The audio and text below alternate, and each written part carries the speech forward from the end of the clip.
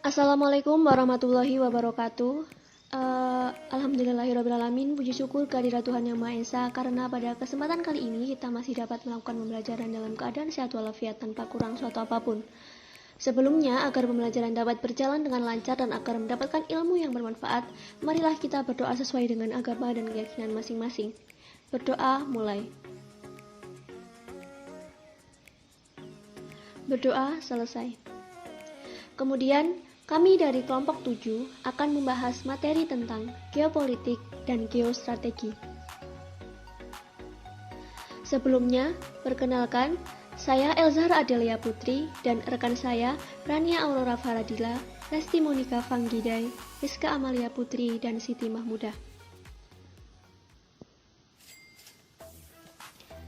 Nah, selanjutnya, yang pertama akan dibahas mengenai geopolitik. Nah, dalam geopolitik ini nanti akan dibahas mengenai sejarah geopolitik, pengertian geopolitik, komponen geopolitik, peranan geopolitik, dan geopolitik Indonesia. Baik, yang pertama saya akan membahas mengenai sejarah geopolitik. Istilah geopolitik pertama kali digunakan oleh Rudolf Giesel, seorang ahli politik dari Swedia pada tahun 1905. Sebagai cabang dari geografi politik, geopolitik berfokus pada perkembangan dan kebutuhan akan ruang bagi suatu negara. Geopolitik menjadi istilah yang banyak dipakai oleh para penulis, pengamat, dan praktisi politik internasional. Mereka menggunakannya untuk menggambarkan, menjelaskan, atau menganalisis isu dan masalah kebijakan luar negeri yang spesifik. Geopolitik sebagai pemikiran dan praktik terkait dengan pembentukan negara dan negara bangsa sebagai lembaga politik yang dominan. Geopolitik awalnya dipakai sebagai ranah konflik antar negara dengan asumsi bahwa satu-satunya negara yang sedang dibahas adalah negara-negara barat yang kuat. Di Jerman, geopolitik berkembang dalam suasana kekecewaan akibat kekalahan pada Perang Dunia Pertama. Pada tahun 1917, visi dominan Jerman telah tampak mendekati kenyataan dengan pengaruh kekuasaannya, membentang dari Dunkirk hingga Riga dan dari Hamburg hingga Baghdad. Namun, 2 tahun kemudian, mimpi kerajaan digantikan oleh kenyataan pahit dengan berkurangnya wilayah kekuasaan secara drastis. Geopolitik merupakan nama ilmu yang mendapatkan perhatian saat itu. Menurut Edward Weisinger, menjelaskan bagaimana kekalahan menjadi tak terhindarkan tatkala Jerman menyimpang dari ajaran geopolitik yang sudah sangat jelas. Ilmu baru tersebut mengulurkan harapan bahwa melalui studi intensif dan wawasan yang lebih mendalam, maka kemenangan boleh jadi dapat direnggut. Kekalahan Jerman pada tahun 1945 dan kematian Karl Hocevar pada tahun 1946 berarti akhir dari aliran geopolitik Jerman. Berakhirnya perang juga memadamkan tradisi geopolitik di negara-negara poros yang lain seperti Italia dan India. Sebenarnya, geopolitik sebagai aktivitas politik menurut Agnew dan Cohnbright tidak pernah hilang, akan tetapi lebih dari satu generasi pasca Perang Dunia II hampir diabaikan oleh para geografi politik yang malu dengan penggunaannya meski telah dilekatkan pada nama mereka. Berasosiasi dengan geopolitik Jerman hampir membawa geopolitik pada kematian. Kemunduran ini tentu saja dapat dijelaskan bahwa selagi geopolitik sebagai suatu istilah dihindari karena konotasi Nazinya, interpretasi dan analisis geopolitik tetap berlanjut, tetapi menyaru sebagai strategi ataupun geografi politik. Nah, lalu selanjutnya saya akan membahas mengenai pengertian dari geopolitik. Geopolitik sendiri berasal dari kata geo dan politik. Geo berarti bumi dan politik berasal dari bahasa Yunani policharia berarti kekuasaan masyarakat yang berdiri sendiri, dan thea berarti urusan. Geopolitik diartikan sebagai sistem politik atau peraturan-peraturan dalam wujud kebijaksanaan dan strategi nasional yang didorong oleh aspirasi nasional geografik. Kepentingan yang titik beratnya terletak pada pertimbangan geografi, wilayah, atau teritorial dalam arti luas suatu negara yang apabila dilaksanakan dan berhasil akan berdampak langsung kepada sistem politik suatu negara. Sebaliknya, politik negara itu secara langsung akan berdampak pada geografi negara yang bersangkutan.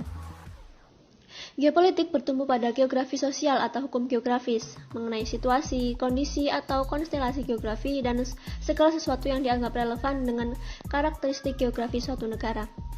Secara umum, geopolitik adalah cara pandang dan sikap bangsa Indonesia mengenai diri, lingkungan yang berwujud negara kepulauan berlandaskan Pancasila dan Undang-Undang Dasar 1945. Penyelenggaraan Negara Kesatuan Republik Indonesia sebagai sistem kehidupan nasional bersumber dari dan bermuara pada landasan ideal, pandangan hidup, dan konstitusi Undang-Undang Dasar 1945. Dalam pelaksanaannya, bangsa Indonesia tidak bebas dari pengaruh interaksi dan interrelasi dengan lingkungan sekitarnya, baik lingkungan regional maupun internasional. Dalam hal ini, bangsa Indonesia perlu memiliki prinsip dasar sebagai pedoman agar tidak terombang-ambing dalam memperjuangkan kepentingan nasional untuk mencapai cita-cita dan tujuan nasionalnya. Salah satu pedoman bangsa Indonesia adalah wawasan nasional yang berpijak pada wujud-wujud wilayah Nusantara sehingga disebut dengan wawasan Nusantara. Kepentingan nasional yang mendasar bagi bangsa Indonesia adalah upaya menjamin persatuan dan kesatuan wilayah bangsa dan segenap aspek kehidupan nasionalnya. Karena hanya dengan upaya inilah bangsa dan negara Indonesia dapat tetap eksis dan dapat melanjutkan perjuangannya menuju masyarakat yang dicita-citakan. Oleh karena itu, wawasan Nusantara adalah geopolitik Indonesia. Hal ini dapat dipahami berdasarkan pengertian bahwa dalam wawasan Nusantara terkandung konsepsi geopolitik Indonesia, yaitu unsur ruang, yang kini berkembang tidak saja secara fisik geografis, melainkan dalam pengertian secara keseluruhan. Jadi, geopolitik itu merupakan suatu strategi dalam memanfaatkan kondisi geografis sistem dalam menentukan kebijakan tujuan dan sarana sebagai upaya untuk mewujudkan cita-cita proklamasi dan tujuan nasional. Baik, sekian penjelasan dari saya. Untuk materi selanjutnya akan dijelaskan oleh rekan saya, Siti Mahmudah. Komponen geopolitik. 1. Kondisi geografis. Kondisi geografis merupakan suatu keadaan alam yang terjadi pada permukaan bumi di suatu wilayah. Kondisi geografis dapat dilihat dari berbagai aspek, meliputi letak, jenis tanah, flora, fauna, sumber daya, iklim, cuaca, dan lain sebagainya. Yang kedua, politik dan strategis.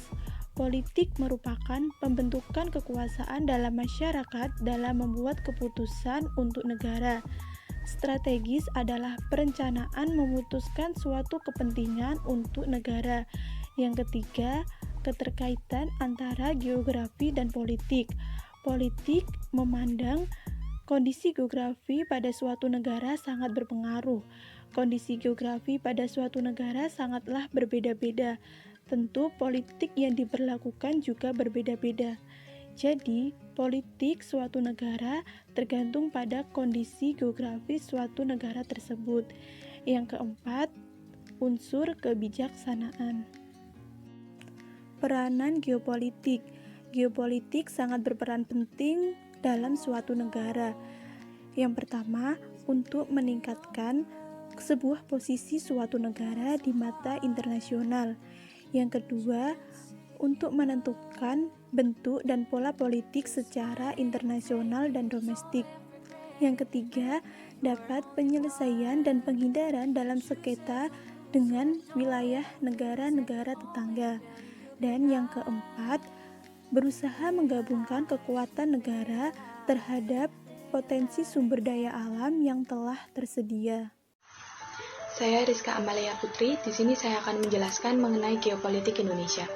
Pandangan geopolitik bangsa Indonesia yang didasarkan pada nilai-nilai ketuhanan dan kemanusiaan tertuang di dalam pembukaan Undang-Undang Dasar 1945.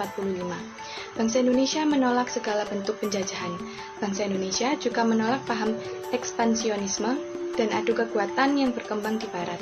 Bangsa Indonesia juga menolak paham rasialisme karena semua manusia mempunyai martabat yang sama dan semua bangsa memiliki hak dan kewajiban yang sama berdasarkan nilai-nilai ketuhanan dan kemanusiaan yang universal.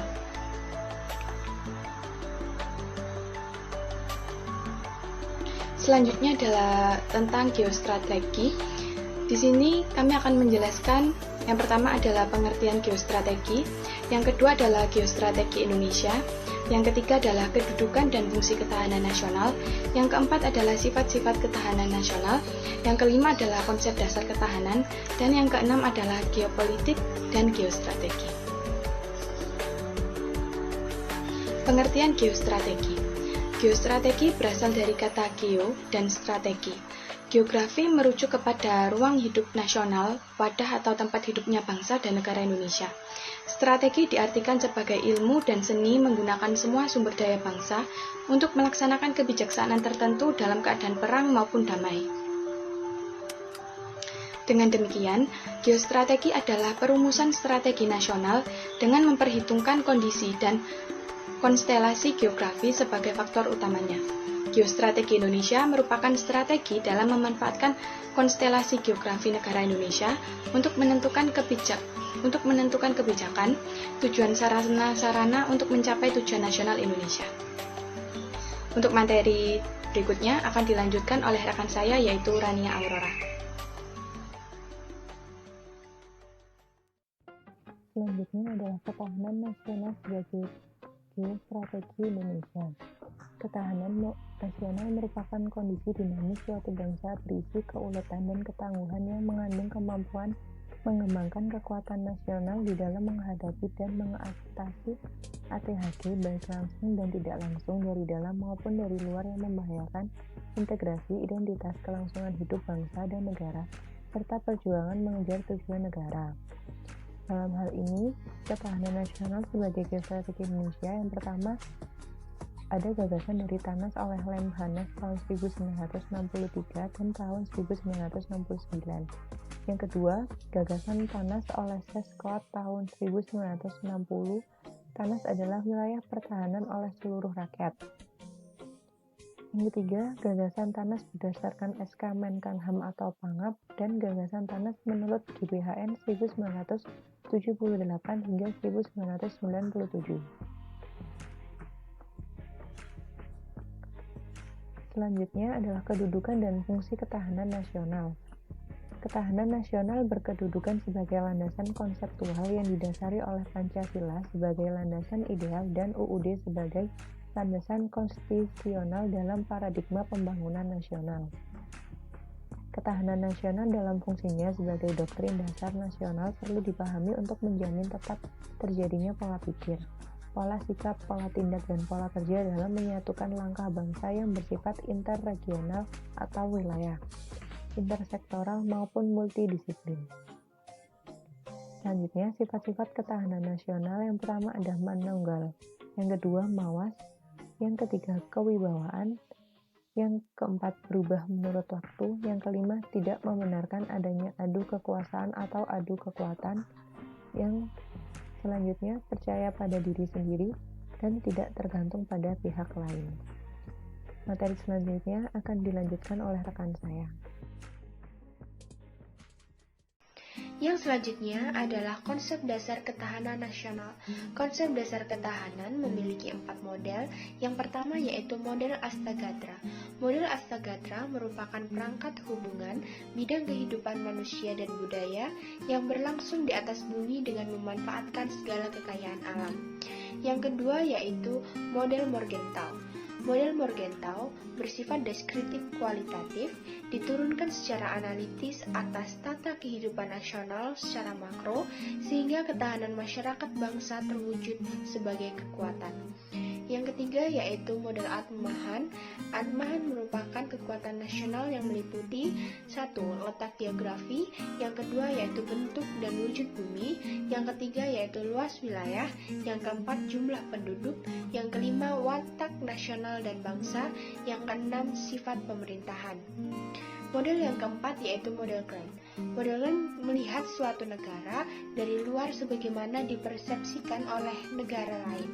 Baginya, hubungan antar negara dan pada hakikatnya amat dipengaruhi oleh persepsi suatu negara terhadap negara lainnya, termasuk di dalam persepsi atas sistem penangkalan dari negara lainnya. Yang selanjutnya adalah hubungan antara geopolitik dan geostrategis. Sebagai suatu kesatuan negara kepulauan, secara konseptual, geopolitik Indonesia dituangkan dalam salah satu doktrin nasional yang disebut wawasan Nusantara dan politik luar negeri bebas aktif. Sedangkan geostrategi Indonesia diwujudkan melalui konsep ketahanan nasional yang bertumbuh pada perwujudan kesatuan ideologi, politik, ekonomi, sosial budaya, dan pertahanan keamanan. Sekian presentasi dari kelompok kami, kurang lebihnya kami mohon maaf. Terima kasih. Wassalamualaikum warahmatullahi wabarakatuh.